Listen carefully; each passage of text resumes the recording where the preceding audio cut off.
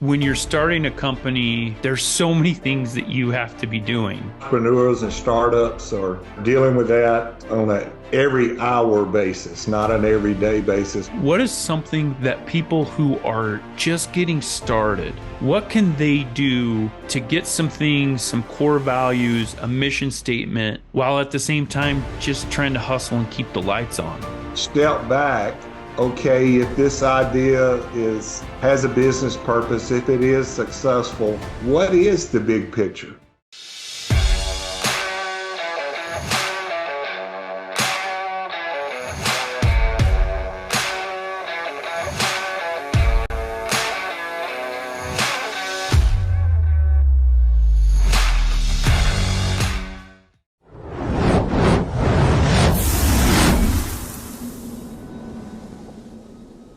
Hey everyone, welcome to the Business Growth Pod. I am your host, Allan Draper. So thankful that you are with me today. I know you have a lot of options and I know you're a busy individual. So thank you for tuning in. Today, I would like to welcome to the show Joey Havens. Joey is a CPA and is currently a partner at HORNE, where he passionately lives out his life's calling to help others see and reach their full potential. Joey challenges leaders to bold transparency, calling on leaders to show their heart while working to connect everyone to the why or the purpose of the organization.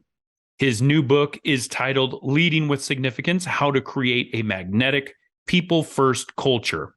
Welcome to the show, Joey. Glad to have you. Oh, Alan, thank you so much. I'm tickled to death to be here with you today.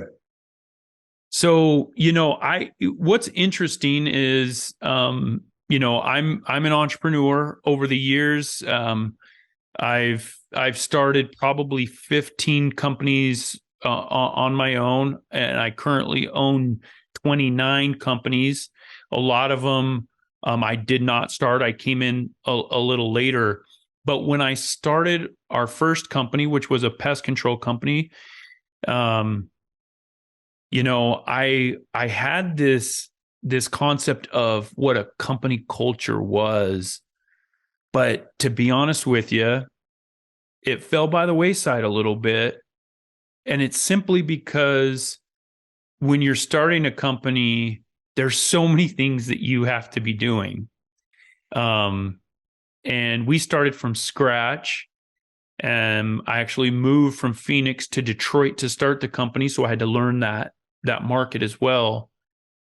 What is something that people who are just getting started, what can they do to get some things, some core values, a mission statement, some of these core principles in place, while at the same time just trying to hustle and keep the lights on? Yeah, that's a great question, because it's entrepreneurs and startups are dealing with that on a every hour basis, not an everyday basis, but an every hour basis. And uh, having served so many entrepreneurs over the years, as well as helped our company start a number of different businesses, I can relate to all of that. But I think for entrepreneurs, a lot of times it's this creative idea that I believe I can make work, and it has less of a vision around it. It's just the idea and trying to implement that idea. And what I would encourage people to do is to step back and just reflect for a little bit about, okay, if this idea has a business purpose, if it is successful, what is the big picture? What is my purpose in starting this company? And realizing that if you're successful, you're going to be attracting and asking people to ride with you along on that ride. And they need to understand, what is the big picture? And I think that there's so much now that I'm, a decade down the road in terms of entrepreneurship. I think there's so many tangible benefits to having your purpose and your ultimate goals in place early. I always say that if you start a business for the right reasons and with your purpose focused, the money will eventually come.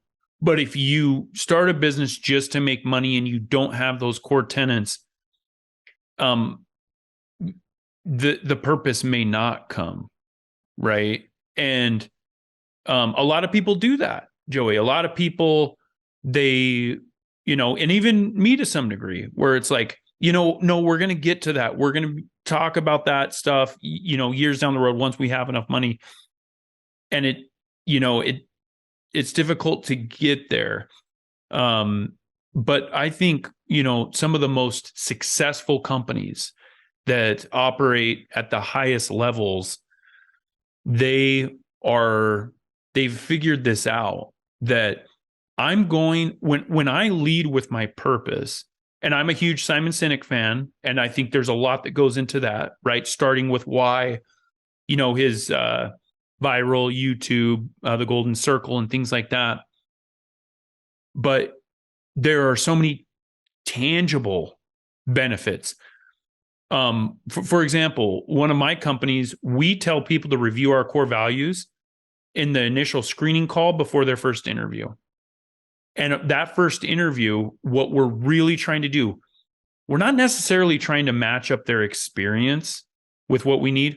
We're trying to match up their values with our values, because we feel like if their values match and they're a good individual, everything else, we'll find somewhere to use them.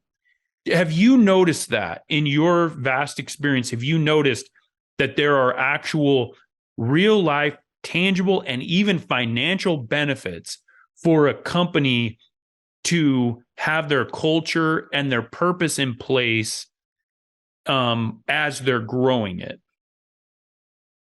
Yeah, it's a huge benefit. It's more than just the money or success. It's the joy and the peace and just the comfort from growing a company and making decisions that are based on your own personal values that are so important in a group of people. Doing that together is even better. I tell people this all the time. We have two choices in life. We can choose to chase success, which is all about me. It's about more money, more power, more titles, whatever. Or we can choose to live a life of significance, lead with significance, where we first are serving others, we're impacting others, we're trying to make decisions that elevate others. And with that comes joy, happiness, long-lasting business models. And remember this: if you lead with significance, if you impact others, if you make that choice, success will always follow you. The numbers will be there. The growth will be there. The success will be there. But if you chase success, you will not always have significance. And quite frankly, some of the most unhappy people I've ever met in my life are entrepreneurs that have completely chased success from day one. You actually just said it much better than I was trying to, with this idea that if you lead with significance, you will have success. But if you start with that focus on success, you may not end up with significance. And most times you will not. Significance does not follow success. And, I'm a Simon Sinek fan also, and any entrepreneur out there should read his book, The Infinite Game. The Infinite Game is golden for somebody that is starting a business or wants to do something bigger than themselves. I think it's interesting that you mentioned happiness, because and there's different terms, right? There's joy, fulfillment. There's different ways to kind of get to that general idea. But I think at the end of the day, that's what we're all after, even though we're chasing it via different vehicles, right? But we're all after this concept of happiness. And even though, for me, for example, I know that happiness requires sacrifice. So it's not happiness for the first little bit. I cold plunge. When I first get into that water before my body actually goes numb, happiness is not the word that I would use to describe that. But when I get out and I feel like, okay, man, if I can jump into some cold water first thing in the morning, there's not a lot I can't handle. It leads me to this idea of long-term happiness. And that's why I think your book is interesting, right? This idea of leading with significance, something that I've preached for years because of what you just said. If you lead with significance, the success will come. If you try to just chase the success without the significance, it probably won't. What are some things, without, pulling back the curtain too much, what are some things in your book? What are some ideas that you offer, or some principles that you offer that help with this mindset of how an entrepreneur, business owner can lead with significance?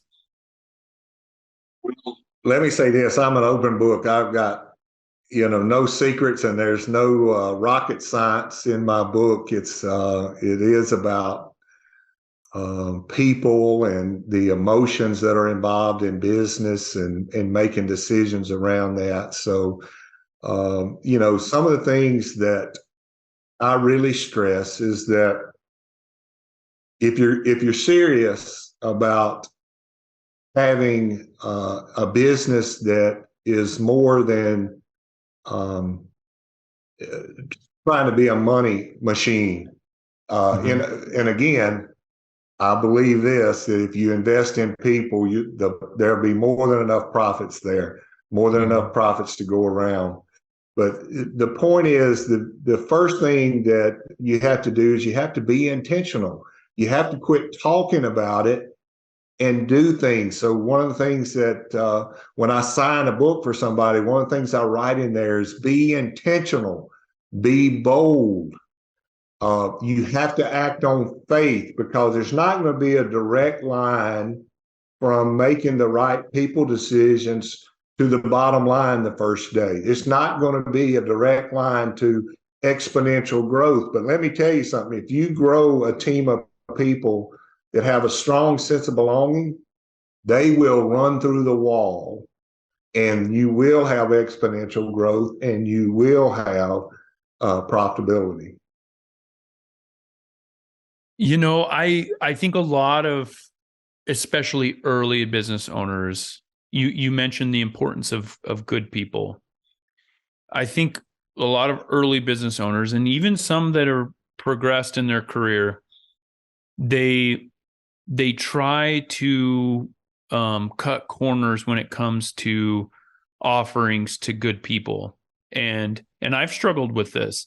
I remember a couple of years ago, I had a fantastic, just standout manager in one of our companies come to us and ask for a significant raise, dang near double the annual salary.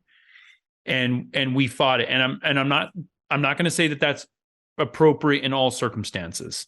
That just saying yes, obviously, you have to get the finances right of your business model, and those things have to work out.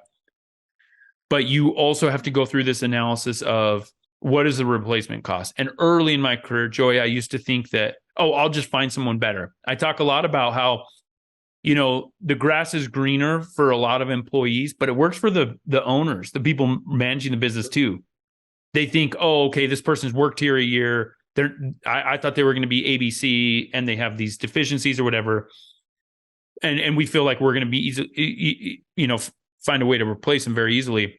And it's just not the case. And so when they're going through this analysis, when you have a really good person, you try to do whatever you can to keep those people. the inverse of that, Joey. I hired a manager that was a terrible culture. I'm terrible for our culture. And the harm that individual caused was so significant. It is one of the biggest mistakes that I've ever made. And do you have any ideas when it comes to one, attracting and recruiting top people, and then on the other side, just keeping the people that you have? Is there something in the culture itself that helps you keep those types of people? Oh, absolutely. And there's a lot of science around this too, but people are looking for meaning and purpose. And really, when you drill down into that, you can define that as they want to work with people and for people that care about them and their success. So the real key to that is leaders being intentional enough, be intentional to connect, to understand, Allan, what are your aspirations? What are your family commitments? What are your dreams? Mm-hmm. And raising a family and being there for the kids, those kind of things are extremely important. And so me connecting with you as a leader, you automatically are more bought in because I care about your success, your daughter, whatever. You know that. And the other piece to this that's really big today is flexibility. And I'm going to turn that word to a word that scares some owners, and that's autonomy. Leaders have to trust people. People want to be successful. They want to meet expectations, but they also today are going to need and demand, and they're going to migrate to those companies that give them some input into where, when, and how they work. Not just where, not just from home, but where, when, and how. And when they have input to that, doesn't mean they get to set the rules. You get to set the guardrails. They have to produce, but getting that mindset of excellence anywhere.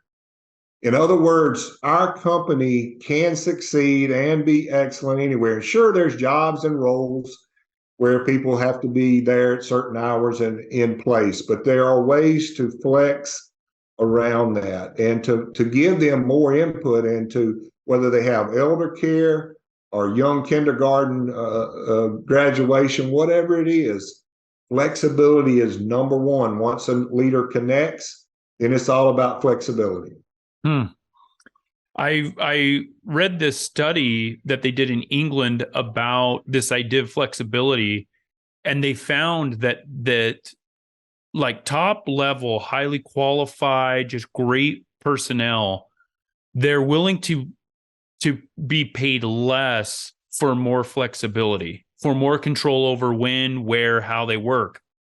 And what's really hard, I had this there was an owner of a gym that came up to me, and they were talking about how they're starting to work on this process of replacing themselves as the GMs, right? The owners were looking for a GM, and she kept saying that she hasn't found somebody that is ready for it. And I told her that it's probably not the individuals that are ready for the position, but her that's ready to let go of some of that control. It's hard. It's hard for us because these are our our businesses are our children in a way. This is where we've put our blood, sweat, and tears. But what you're saying is absolute truth. You don't hire somebody if you're just going to be stepping over them all the time, doing their job, showing them the quote unquote right way to do it. If you do it, if you do it that way, one of the two of you is not needed. And so that's such a great principle. And I think you're going, as you mentioned, you're just going to get a lot more quality out of individuals if you give them that flexibility. And I would say it with this, Joey, and I want to get your thoughts on this. That includes those first, 2, 3, 6, 12 months where they're still learning the ropes, where they're learning about your company and even about themselves, and allowing them to make mistakes.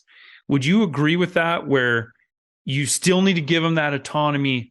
And maybe that's even the most important time to back them up, is when they make a mistake that was, their idea, and maybe you thought that they should have gone a different direction. Yeah, absolutely. People understanding that they can make a mistake and learn from it, and you're going to support them and encourage them in that, is a game changer. And the reason it's such a big game changer today, even if you're starting a small business, we live in an exponential world. So whatever business you're starting, whatever you're doing, it's going to change more in the next 2 years than it has in the first 2 years that you had the business. And so that means that we need to think more about experimenting and changing things faster. And so not all of that is going to work. So you need people that have a strong sense of belonging. They'll take risks. They'll learn. I call it learn fast, learn forward, learn together. And that is going to be the resilience you need moving forward in this exponential world that we have. 100%. Well, as we're wrapping up here, Joey, I just wanted to thank you for your time. This is such an important principle. I think if you get this right, I think if you get your culture right and you lead with significance, and that's, we use our core values and our purpose, like I mentioned, when we're hiring people. We use it during our annual reviews. We use it when we're requesting feedback from them. We use it if there's any issue, there's any ongoing training. We use it during promotion. We use it during conferences and company meetings. I feel like it's something that you can't just hang a picture on the wall that says what your core values are, that you have to talk about it, and you have to kind of put your money where your mouth is, so to speak. But it will pay dividends. I'm really excited about your book. I need to read it, and I'll definitely post about it on my social media. Where can people go to learn more about what you're doing, Joey, and find that book? Oh, thank you very much. It actually goes out on retail in 1 week, June 6th. So it'll be out there. You can order it on Amazon right now, but you want to know more about me and what I'm doing, I'm at joeyhavens.com. And you can email me at joey@joeyhavens.com. So any of those, Amazon, it'll be in a lot of the retail stores also. Awesome. Well, thanks so much for joining us today, Joey. Wish you nothing but the best.